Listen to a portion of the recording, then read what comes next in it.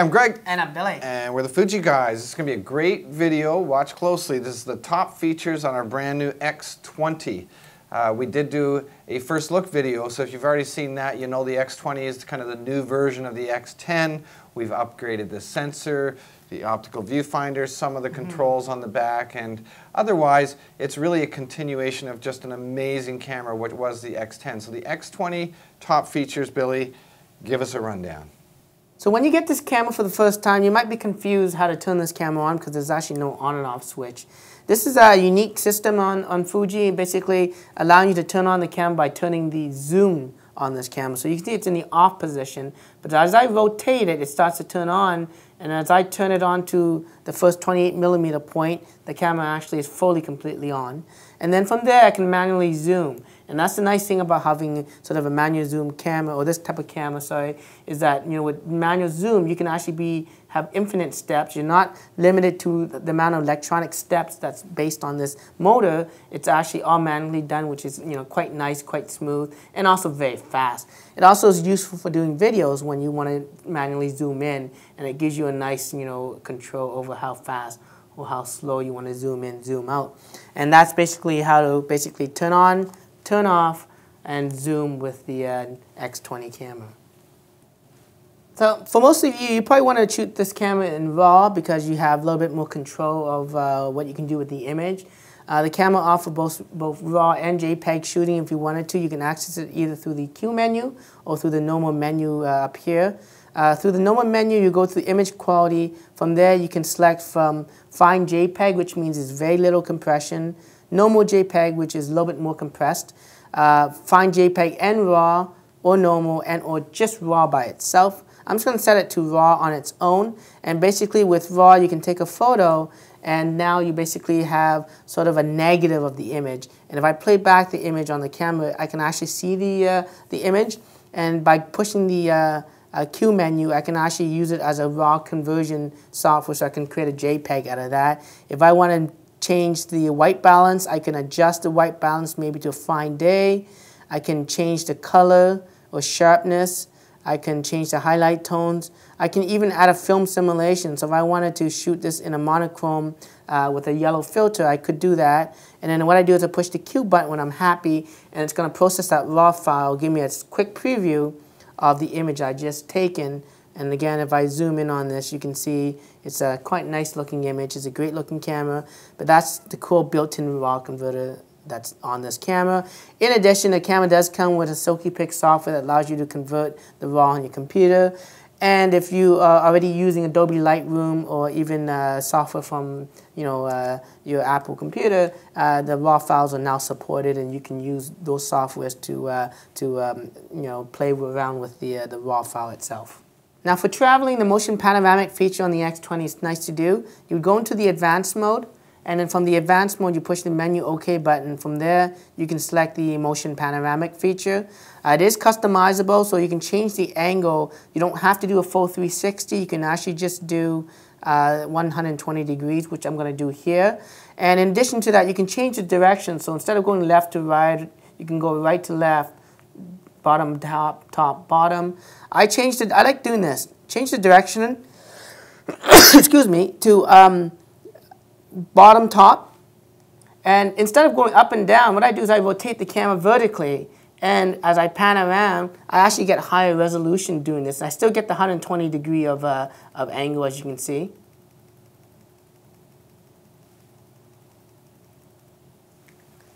And then if I play that back for you, you get a nice panoramic mode to it. You can zoom in, and you can see that's kind of what it looks like. It's a cool little feature, and again, because I did it vertically, I have a higher resolution than if I did just a left to right panoramic on this camera. Let's take a look at the various display options on the X20. When you're using the LCD screen, you can push the display back button and toggle between the information display, which basically shows you your shutter speed, aperture, your ISO, battery, and basically everything that has to do with kind of exposure, your focusing modes, your 49 different points. If I move the focus points to this corner, it's going to automatically appear there in the right position, as you can see. If you push the display again, you can select info number 1, and that basically is the basic info. And as you adjust the the shutter speed or aperture, as you can see, you have that virtual aperture dial, or you have the virtual shutter speed dial there, and it's a basic mode. You push the display button to Info 2. From there, you don't have that virtual dial anymore as you adjust. It's just a standard display. So if you don't want to have that, I prefer having the first one. It's kind of cool. And then, of course, you got your last option, which is information off. That means it's an empty blank screen, nothing that's showing other than when you push halfway down to take the photo. From there, you leave it alone, it goes away again, which is kind of neat. So once you push halfway, information then shows, but as you let go, it disappears.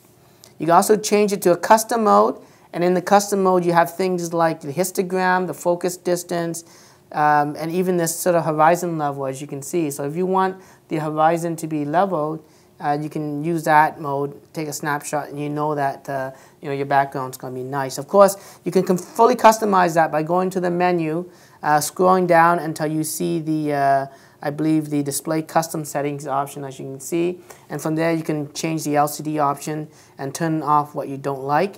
In addition to that, you can also go into the OVF and turn off things like the focus area if you don't want that to appear in the OVF, of course. Why wouldn't you, right? That's the whole point of this camera, having this cool, low, advanced OVF. But that's just a quick look at the LCD display options on this camera. Let's take a look quickly at the exposure settings on this camera. Of course, you got your fully automatic modes like Auto and SR Plus Auto, which is Scene Recognition Auto. You also got this Program Auto. Basically, it is auto, but it opens up more controls in the sense that you can change things like sharpness, colors, where the auto mode doesn't allow you to do that. But in addition to that, you do have some controls like shutter speeds, aperture, and even full manual. So in the S mode, which is basically the shutter priority mode, you basically rotate the dial here or use the dial on the top to adjust the shutter speed, and the camera will automatically adjust the aperture appropriately for the correct exposure. In the aperture mode, same thing. You adjust the aperture or the depth of field. As you can see here, the numbers do adjust. Or you can use the top button here, and the camera will automatically select the appropriate shutter speeds. I generally shoot in the aperture priority mode because I want my images to have sort of a shallow depth of field, and I shoot wide open a lot. And as you can see, the background is a little bit more blurred.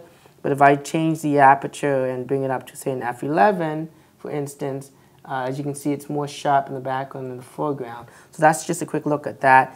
In full manual mode, which is the M, you then have to control both the shutter speeds and the aperture using these dials, and you can interchange them. So if this one here right now is controlling the aperture and this one here is controlling the shutter speeds, I can push down on this button, and now it toggles to the aperture controls, and now I can use this to do my shutter speeds instead. So it's really our preference on what you feel you want to use to control both the shutter speeds and aperture. You can also use this little guide on the side here, which is kind of like a metering, and it tells you as you adjust your shutter speeds or the aperture, your image becomes either overexposed or underexposed as the L points lower. So as you can see here, as I change, maybe if I change the shutter speeds, it drops. I take a photo. Of course, I'm going to have basically a black image. It's very, very dark. But as I adjust the shutter speeds to be slower, that arrow moves up, and as it moves up higher past the center point, basically I might end up having sort of an overexposed picture, as you can see right there. And so you want to have it sort of in the center when you take the shot, and you have a proper expose. So that's just how you control the aperture and shutter speeds on the X20. Let's just take a quick look at the autofocus system. Again, it's not a true fair test, but as you can see, the AF is quite fast on this. It uses basically a hybrid autofocus system that uses phase detection, not face or facial detection, but phase detection, similar to that found on DSLRs in that same concept. And also it uses contrast detection when the lighting situation is not ideal, and it's kind of then becomes basically any other contrast-based camera. Now, phase detection is useful because, of course, of the speed and the performance of it. As you can see, it does pick up focus very quickly, and that's basically the autofocus system on the brand new X20. Of course, when you change the AF points on this camera, if you move the points out of the center portion of it, so if you're in the edge here, phase detection no longer operates because the pixels are actually only more closer to the 9 points within the focusing area out of the 49 different points on this camera, okay? The X20 uses a very similar menu design as the X100S and some of the new X series cameras. When you push the menu OK button, you now have basically tabs for the shooting settings as well as the setup settings. And you can scroll down using this directional pad by rotating or pushing up and down to go through the various pages. Or you can actually, and then if you go down to the last one, it goes back to the first menu. You can also push to the left, and now you actually directly get into the tabs, and then from there you can select various tabs quickly if you didn't want to scroll down through the various options. So when you're in the setup menu again, you can go in and you can rotate, and as you go through the various pages, it resets back up to the first tab. And again, if you want to go back out, you can move quickly through tabs for the shooting as well as the setup, find the settings you want to go into it, and turn off the settings you don't like if that's the case. So that's basically the new menu system on the X20. There's a lock mode on this camera as well. If you're one of those guys who accidentally hates pushing the macro button, the self-timer button by mistake, as you can see here, and sometimes you can do that if you have bigger fingers and thumbs, you can actually hold the menu OK button for a few seconds. And by holding it for a few seconds, it actually turns on the lock. And the lock function means that you can't push the self-timer, you can't push the macro, you can't push any of these buttons, but you can still use it by going to the menu and navigating through the menu. So basically, if you're out in a day of shooting and you don't want to accidentally bump these modes, you can actually lock that. And to unlock it, you hold down the menu OK button for a few seconds, and it puts it and turns off the lock. Now there's a secret feature on this X20. Well, it's not really a secret, but it basically shuts off all the lights and all the sounds and basically puts it in what we call a silent mode. And you do that by pushing and holding down the display back button for a few seconds. And as you can see, what happens is that the flash, even though you have it on, it will not fire. It also turns off all the beeping noises. As you can hear, you don't hear anything. And when I take a photo, you don't have that artificial shutter sound. And it makes it quite quiet for taking photos. And that's basically the silent mode, but of course the flash doesn't work. So to turn it off, you just hold the display back button and for a few seconds, and it turns off the silent mode. If you want to use the flash, but you want all the noises, like the beeping noises that you hear, turned off, you basically go into the setup menu, look for the sound setup, as you can see, and then from there you can change the operational sound and make it turn it off if you want. Go down to the shutter volume and have that turned off as well. And so next time you take a photo,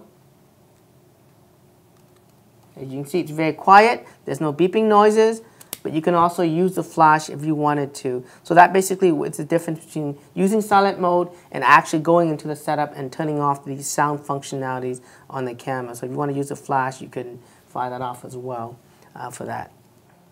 Although the X20 is an advanced camera, where you could control things like the aperture and shutter speeds and do really cool features with it, the camera also has a fully automatic mode. In fact, there's two different automatic modes. There's the one that has the camera icon, and that basically is the automatic mode in the sense that it limits you in terms of what you can change in the menu system. As you can see, dynamic range is grayed out. A lot of the other things like color sharpness, everything is grayed out so that you don't make a mistake with the settings.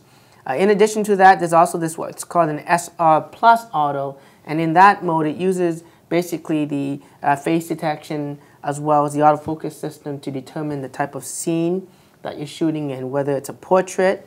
Using face detection, it knows it's portrait, and it could be a portrait, maybe that's close up, and it adjusts to the right setting.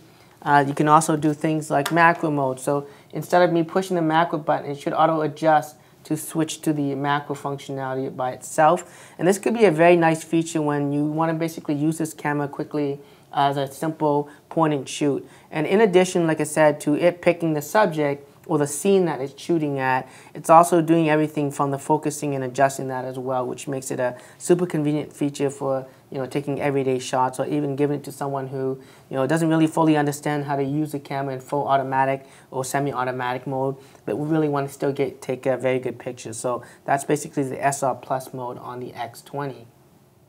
The The X20 also has an auto exposure bracketing feature, and it's accessed through this, I guess, drive button again. You push it, and you can do things like high-speed shooting modes, but you also have what's called exposure bracketing, and you can adjust that to shoot, you know, plus one stop over and above. So as you can see here, I can take one shot, and the camera will take 3 shots, one that's overexposed by one stop, one that's underexposed by stop, and one that's properly exposed.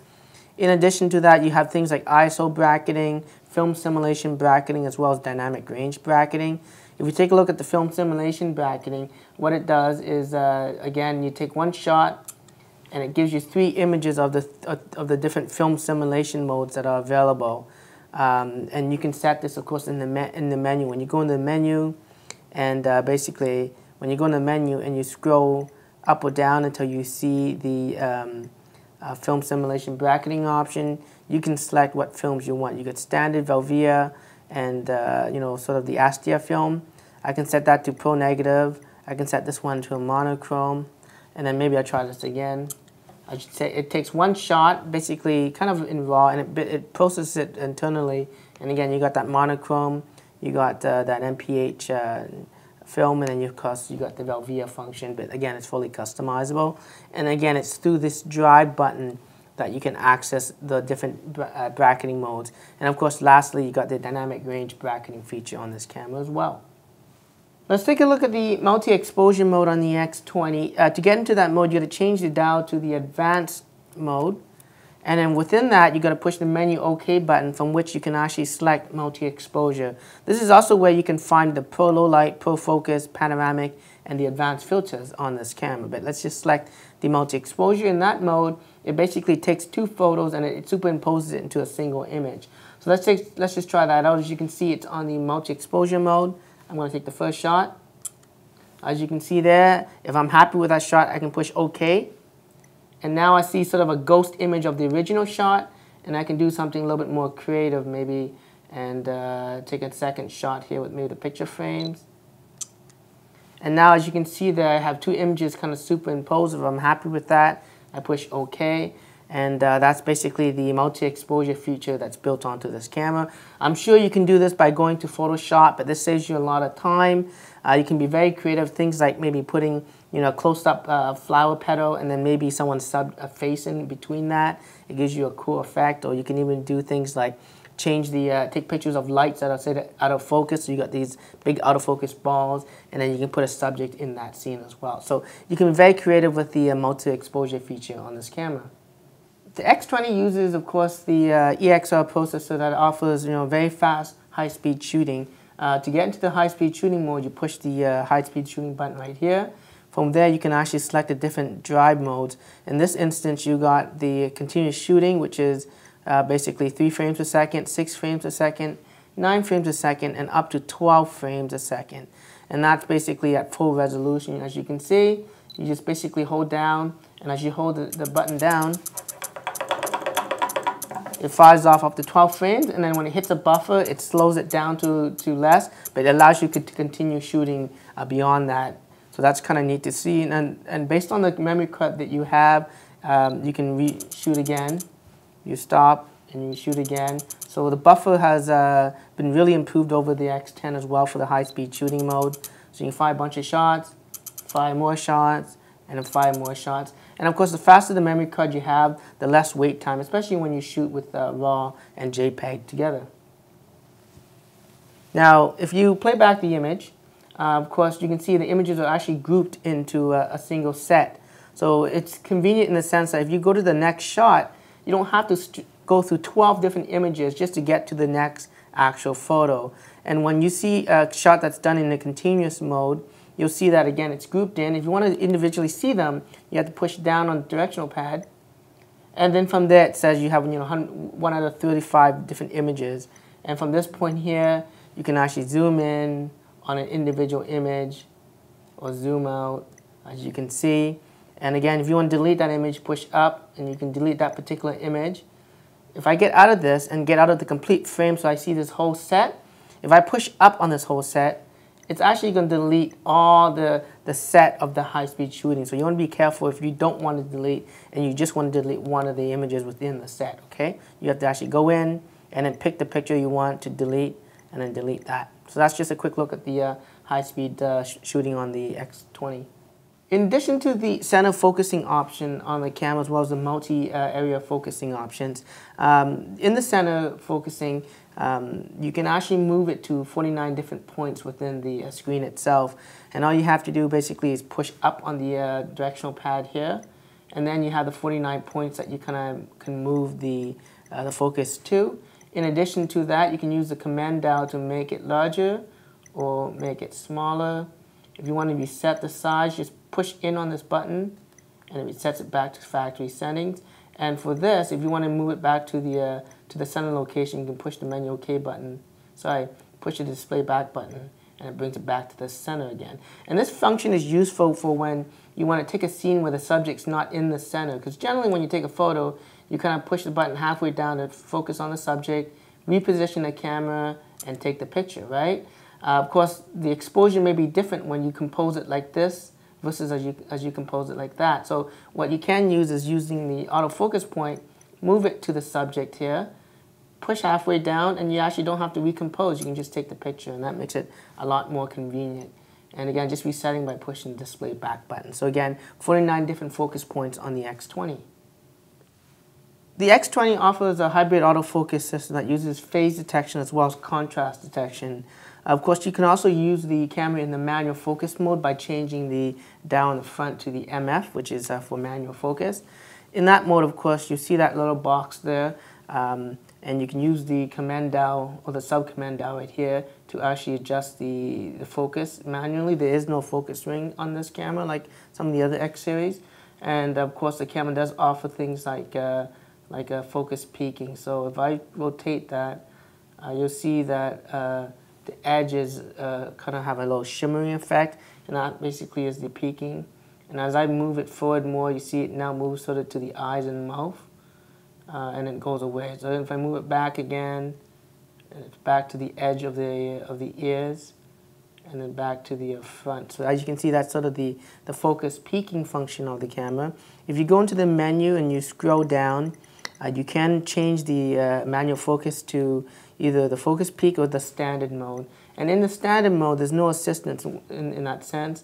So you kind of have to judge for yourself when you think if the eyes are in focus or not. And as you can see there, that's probably about in focus I want it to be. And I just take the shot. Now, manual focus is great when you really want to, reduce the shutter lag and just want to basically fire away, as you can see right there. Okay. Let's take a quick look at the advanced OVF on the X20. First off, the X20 now has an eye sensor that automatically switches from the LCD screen to the optical viewfinder. Looking at the optical viewfinder, the reason why we call it advanced is because there's now sort of an LCD screen built into the actual optical viewfinder itself. Basically, it's a transparent panel, LCD panel, and as you can see, it overlays sort of things like shutter speeds and apertures, as well as focusing points, as you can see right there. As I push the shutter button, the focusing point moves to where it thinks it's the highest contrast. And of course, those text in the bottom right there also changes color. If it's red, it means that it doesn't have the correct the correct focus. And if it's green, it's correct. It also adjusts for different lighting situations. So in bright sunny days, it will just be a regular black color. In low light situations, perhaps like this, it shows up in sort of that green LED type of color. And these are some of the things that are shown on the LCD screen. It's a little hard to see it here, but as you can see, it's in manual mode. You got the shutter speed, you got the aperture, and that dot, I guess, is the focus point there. And you got the exposure here that kind of says if you're overexposed or underexposed. It's really just an arrow, not fully advanced like the X series X100S and X Pro 1, but that's just a quick look at the OVF. There's also a diopter adjustment here for you for eyeglass wearers as well. Let's take a look at the Q menu on the X20. This is basically a quick access button to some of the most commonly used photographic settings. You have the ability to adjust the ISO settings here using the command dial, as you can see. You can toggle through the various options, as you can see. Use the directional pad to actually navigate within the Q menu. You can change the dynamic range here. I think you can use the sub-command dial as well. So either one works. You can also adjust the white balance. So you got custom, Kelvin, and different presets for white balance. You can change the film simulation modes here. Again, you got standard Velvia.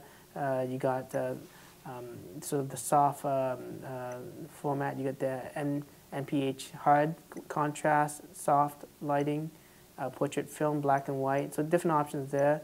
You have the JPEG compression option. Fine means you have the least amount of compression. Normal means you have more compression, so the file size will be smaller, but you'll have obviously JPEG issues in terms of artifacts that may happen. You got the RAW format. This is RAW and JPEG, so the F stands for JPEG fine, RAW and JPEG normal, and then just RAW itself. So you can set it through there. You have different noise reduction options, highlight tones, shadow tones, color options, and sharpness.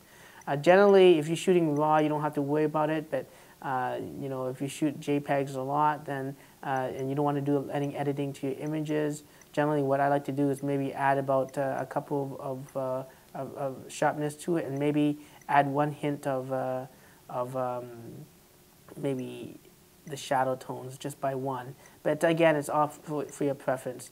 And then of course here you have the different options like the self-timer mode. You can enable it from here, from 2 seconds, 10 seconds. You got your focusing modes, or the focusing area here. As you can see, you can adjust it from, you know, area focus to multi-focus points, or even to tracking focus. And then of course you got your IS, image stabilization mode, which the camera does have. You have 1, 2, and just 2, and then no image stabilization. So 1 is just the default. Of course, you also have the brightness of the LCD screen. So that's just a quick look at the Q menu. It does give you quick access to some of the most commonly used photographic controls. The camera does offer other settings and that. And again, the Q menu is a nice feature to have on this camera. Let's take a look at the full HD video recording on the X20 camera. You have to set the dial to the video mode here, as you can see. And then within the video mode, you can actually go into the menu by pushing the menu OK button, and you can actually configure the different options within the video.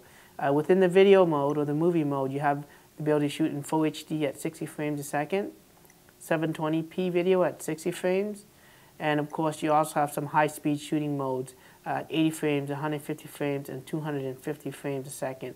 But of course the resolution will be much smaller. I'm just going to leave it at the full HD video here. You also have the ability to enable or disable the face detection during the video.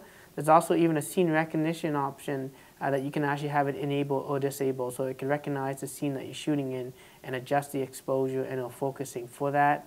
There's even a film simulation option where you can set it so that you can film in some of our film modes, including black and white.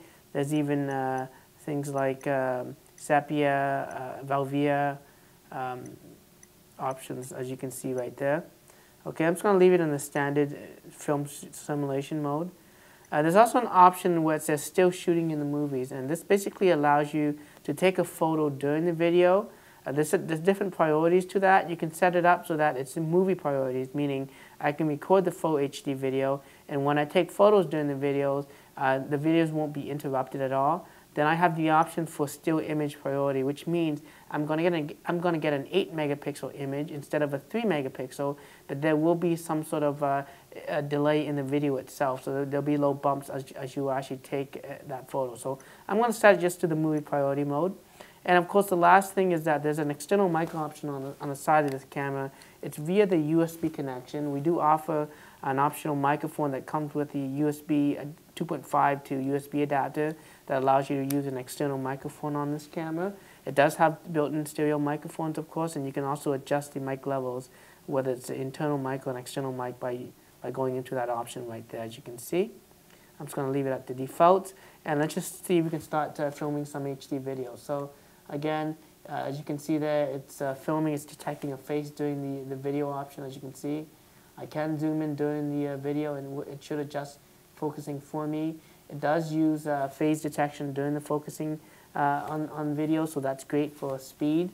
In between the videos, you can also take a photo by pushing the menu OK button. As you can see there, I took a photo. I'm going to zoom in on the subject here, take another photo, take another photo, take another photo, and the video keeps on recording. I can push stop now, and it's going to save me the HD video. It's also going to give me the still images, as you can see here. These are the still images at about 3 megapixels. Quite nice. And then of course here's the HD video here. As you can see, it's recording at 60 frames a second, so the refresh rate is quite fast, and there is no interruption in the video because of the movie priority mode for still shooting. So that's just a great little feature on this X20 camera. Let's take a look at the advanced filter features of the X20. To shoot using those advanced filters, you have to set it to the advanced mode right there. And basically within the advanced mode, you can push the menu OK button, and you can choose from the various advanced shooting modes. You got, of course, the advanced filters. You got the panoramic modes. There's a pro focus, pro low light, and even a multi-exposure mode. But in this demo, I'm just going to show you the advanced filter feature. So I'm going to select that, and it's going to bring me up a secondary menu where I can select the various advanced filter features. You got the toy camera, gives you sort of a vignetting effect, and the way it looks is very old school like. You have sort of the miniature effect that sort of gives you a blurred top and bottom if you want to take pictures of dioramas, I guess. And you got this pop color that emphasizes contrast as well as saturation, so it boosts both of those up. You then have high key, so if you're doing a lot of portraits and you want to have the skin sort of wash out a little bit, you can set it to the high key filter mode there. You got a low key option, which is the opposite. Of course, it emphasizes more the shadow areas. You got a dynamic tone, and it gives it that sort of dynamic look when you're taking pictures of clouds and you want to pull up that. You also even have soft focus, so if you're doing a lot of portraits and you want to have that sort of glowy feature, you can see in the face there, it does that automatically. And of course you have things like partial colors, where it isolates a certain color and everything else becomes black and white. So for instance, in this particular shot here, the film package, I have it on red, it only shows the red. If I select it to orange, it shows orange, yellow, green, blue, purple. So I'm just going to select it on just green here, just to give you a look. As you can see there, the green pen and the ink on the box that's green shows up only. And the great thing about that feature is that it gives you a live preview, so I know exactly what I'm taking. So if I wanted to capture the shot, as you can see, I know exactly what the shot's going to look like. So that's just a quick look at the creative filter on this camera. Okay, thanks very much, Billy. That's amazing. I love this camera, like I mentioned.